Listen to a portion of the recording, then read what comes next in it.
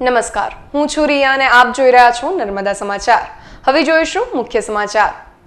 અમૃત સમાન નર્મદા નદીના પાણીમાં TDSનું ઝેર સમાન પ્રમાણ 25,000 mg પ્રતિ લીટર. ભરૂચ નજીક નર્મદા નદી દરિયામાં પરિવર્તિત. નદીના પટ પર ખારાશની સફેદ ચાદર. ચૂંટણીના માહોલ વચ્ચે ડેડિયાપાડા નજીક આવેલ ચોકીદાર દેવનું મંદિર આદિવાસીઓની આસ્થાનું કેન્દ્ર. ભાજપના કેમ્પેન મેં ભી ચોકીદાર સામે આદિવાસીઓની ચોકીદાર દેવમાં આસ્થા. ભરૂચમાં મોસમના બદલાયેલા મિજાજ. ધૂળિયા વાતાવરણ વચ્ચે તાપમાનનો પારો 3 ડિગ્રી ગગડ્યો. સરદાર સરોવર નર્મદા ડેમમાંથી પાણી છોડવામાં ન આવતા સમુદ્ર સીમાડા ઓળંગી નર્મદા નદીને ભરખી રહ્યો છે. ત્યારે નર્મદાની નીરની ગુણવત્તા ગંભીર કક્ષાએ પહોંચી ગઈ છે. તાજેતરમાં પર્યાવરણ પ્રેમી સંસ્થાઓ દ્વારા લેવામાં આવેલ સેમ્પલમાં નર્મદા નદીનું પાણી પીવાલાયક જ ન હોવાનો ચોંકાવનારો ખુલાસો થયો છે.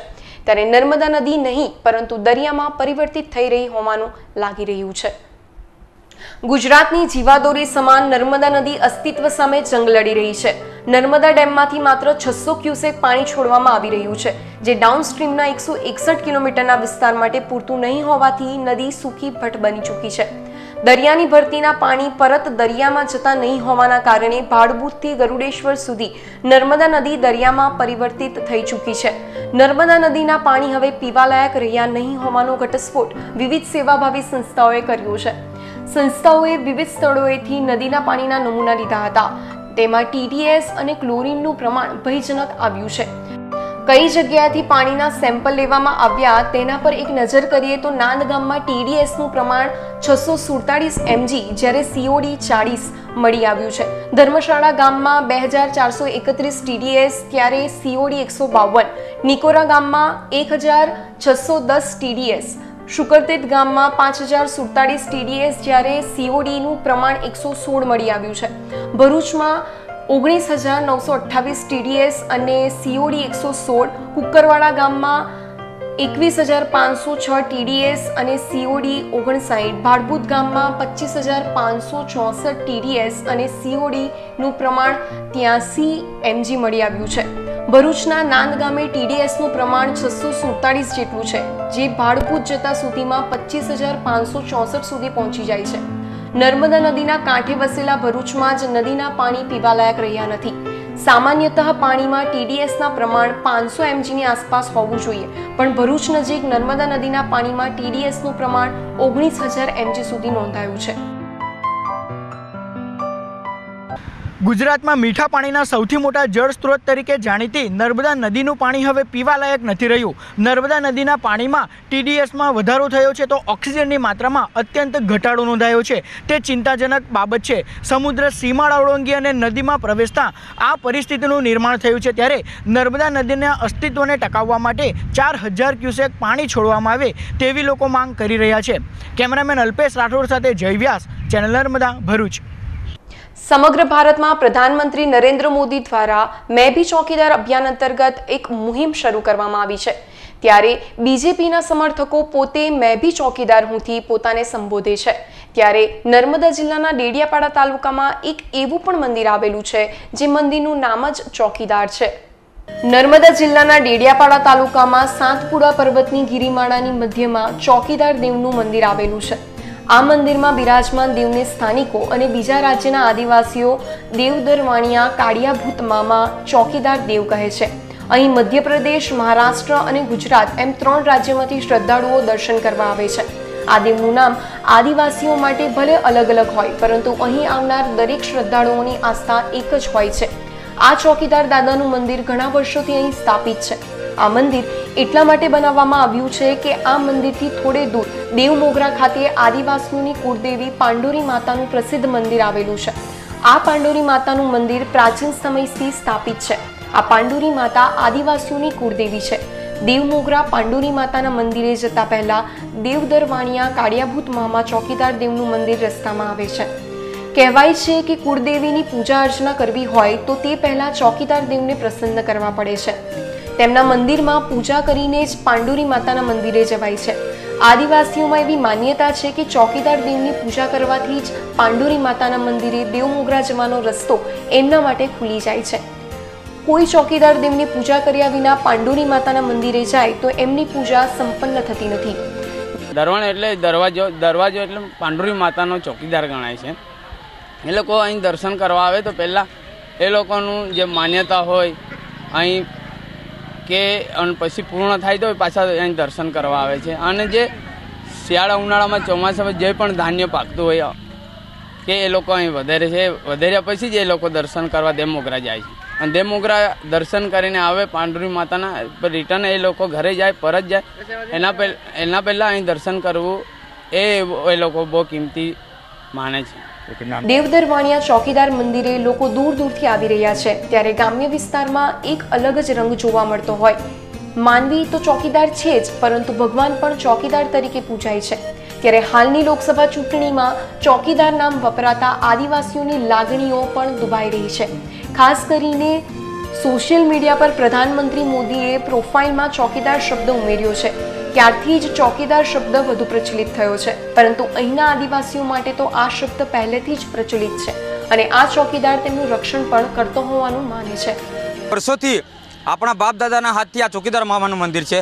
અત્યારે 2019ની લોકસભા ચૂંટણીમાં પ્રધાનમંત્રી કહે છે કે હું ચોકીદાર છું અને કોંગ્રેસવાળા કહે છે કે ચોકીદાર ચોર છે. ખરેખર તો ચોકીદાર ચોર છે એટલે આદિવાસીઓના દેવ છે અને આદિવાસીઓને ચોર શબ્દ ખૂબ જ ખોટો લાગે છે. ચોકીદાર શબ્દ આ રાજકારણમાં આવવો નહીં જોઈએ, અમારી આશા છે.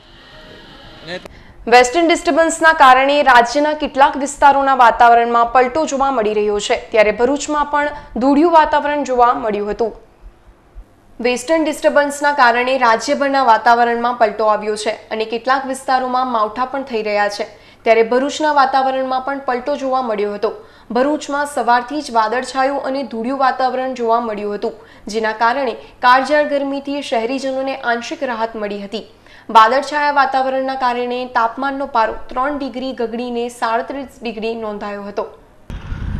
વેસ્ટર્ન ડિસ્ટર્બન્સના કારણે સમગ્ર રાજ્યના વાતાવરણમાં પલટો આવ્યો છે, ત્યારે ભરૂચમાં પણ મોસમના બદલાયેલા મિજાજ જોવા મળી રહ્યા છે. ભરૂચમાં આજે સવારથી ધૂળિયું વાતાવરણ જોવા મળી રહ્યું છે. વાદળછાયા અને ધૂળિયા વાતાવરણના કારણે તાપમાનના પારામાં પણ ઘટાડો નોંધાયો છે. 41 ડિગ્રીને પાર પહોંચી ગયેલો તાપમાનનો પારો આજરોજ 37 ડિગ્રી નોંધાયો હતો, જેના કારણે શહેરીજનોને કાળઝાળ ગરમીમાંથી આંશિક રાહત મળી હતી. હવામાન વિભાગના જણાવ્યા અનુસાર હજુ 2 દિવસ આ પ્રકારનું વાતાવરણ રહેશે. કેમેરામેન અલ્પેશ રાઠોડ સાથે જય વ્યાસ, ચેનલ નર્મદા, ભરૂચ.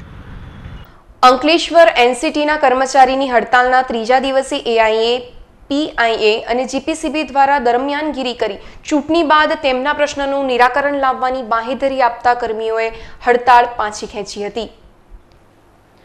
અંકલેશ્વર, ઝઘડિયા અને પાનોલી જીઆઈડીસીના પ્રદૂષિત પાણીને ટ્રીટમેન્ટ કરી દરિયામાં ઠાલવતી એનસીટી કંપનીના કોન્ટ્રાક્ટના કર્મચારીઓ ગત શનિવારના રોજ હડતાલ પર ઉતર્યા હતા, જેના ત્રીજા દિવસના અંતે જીપીસીબીની વડી કચેરીના અધિકારીઓ, એઆઈએ અને પીઆઈએના કમિટી સભ્યો તેમજ એનસીટી અને કર્મચારીઓ વચ્ચે બેઠક યોજવામાં આવી હતી.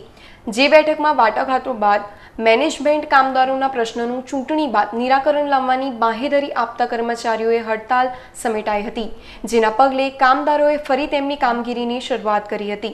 જોકે ચૂંટણી બાદ તેમની માંગણીઓ નહીં સંતોષાય તો કર્મચારીઓએ ફરી ઉગ્ર આંદોલનની ચીમકી ઉચ્ચારી હતી. અંકલેશ્વરના ભડકોદરા ગામ ખાતે મંત્રી ઈશ્વરસિંહ પટેલની ચૂંટણી પ્રચાર સભા યોજાઈ.